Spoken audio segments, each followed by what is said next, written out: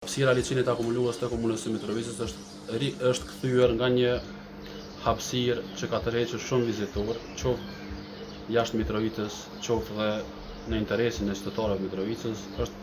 kthyer në një hapësirë e mbuluar me barishte dhe që në vetvete realisht reflekton një mosndjeshmëri nga ekzekutivi aktual që ta mirëmbajë dhe ta përmbush kauzën e saj të ardhës në pushtet, ku është thirrur gjithmonë gjatë gjithë kohës në mirëmbajtjen e hapësirave të gjelbërta, rritjen e tyre dhe mirëmbajtjen e këtyre që janë aktualisht nga qeverisit e kaluara. Për një menaxhim të suksesshëm të liçenit akumulues, sigurisht që kërkohet një konsistencë institucionale. Dhe për rikujtim, në 8 vitet e qeverisë së vetëvendosjes nuk është bërë asnjë hap në investim në ndonjë pajisje konkrete për pastrimin e liçenit akumulues apo angazhimin në një kompanie profesionale. Ndërsa në qeverisin e kaluar Hamza, ju kujtoj që është blerë pajisja, e cila është edhe sot e tutje aktive për pastrimin e liçenit akumulues dhe janë ndërmarrë hapat e duhur, kështu që në 3 vitet e para të qeverisës Hamza gjithmonë është pastruar dhe është mirëmbajtur në kuadër të standardeve liçeni akumulues, përveç se në vitin 2025 ku ka përfunduar kontrata dhe për shkak të vonesave në prokurim jemi vonuar në nënshkrimin e kontratës, pastaj është nënshkruar në fund kontrata dhe kontrata si e tillë është aktive. Vërtet, gjendja në liçenin akumulues nuk është e mirë. Kjo gjendje është trashëguar nga qeverisja paraproke, nuk dua të faqësoj, mirë po kjo ka qenë edhe më herët. Ndërsa në fundin e mandatit të qeverisjes paraproke ka qenë edhe makineria për pastrimin e këtyre barishtave e dëmtuar kogja shumë dhe ne e kemi riparuar, edhe me njëherë kemi filluar pastrimin e barishtave prej liçenit akumulues, mirë po niveli i ujit ka rënë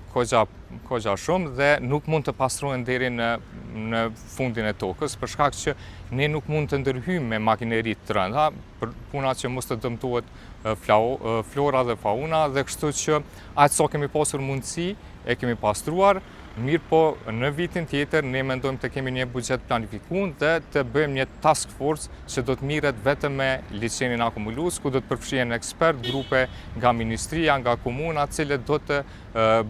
bëjmë mbikëqyrjen edhe pastrimin, rregullimin e kësaj hapësire që është kogja delikate në mënyrë sa më profesionale.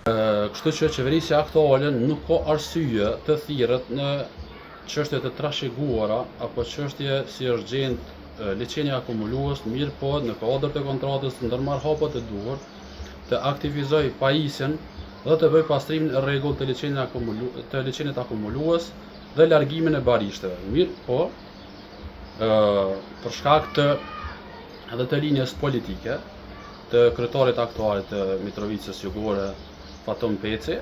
të ketë një koordinim institucional me ndërmarrjen publike i Berlepens, e cila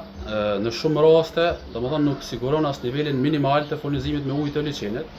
ku edhe bëhen dëme të mëdha në ekosistem dhe ngordhje masive të peshqeve, dhe siç e dimë, nëse uji rrin dhe nuk lëviz, bëhet edhe një nga stimulatorët kryesorë të rritjes së shpejtë të barishteve në liçen. Kështu si përfundim,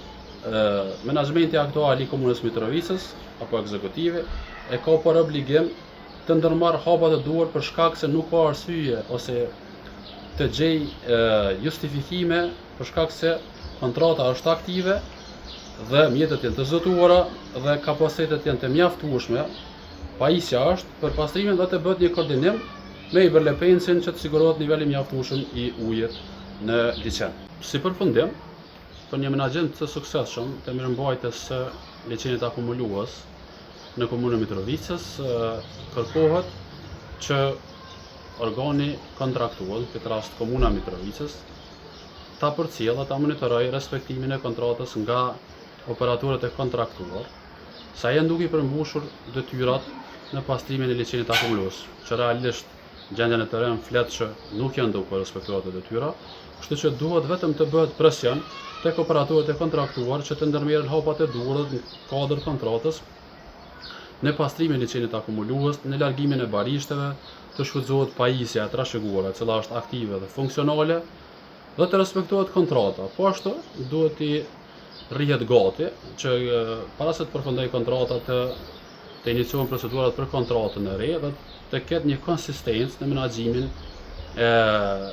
e pastërtisë e liçenit akumuluar, sidomos në sezonin e verës, sidomos tani në këtë gjendje që është tash, që nuk kem qef me pas një si opozit, pas një qytetari i Komores Mitrovicës. Këto barishtat nuk është që është shkaktuar nga dora e njeriut, kështu që nuk e konsideroj që mund të kenë dëmtuar diçka, këto vijnë natyrshëm, mirë po nga aspekti i pastërtisë dhe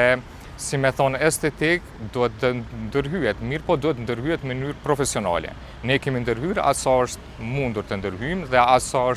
kemi pasur kapacitete, mirë po kjo ka qenë deri me tani, do me thonë prej vitit tjetër do të ketë një trajtim krejtësisht ndryshe. Ne vazhdimisht jemi duke shfrytzuar atë anije dhe një anije tjetër më e vogël e cila po e bën pastrimin e barrishtave, mirë po siç e thash, kjo nuk mund të bëhet komplet nga bazamenti për shkak që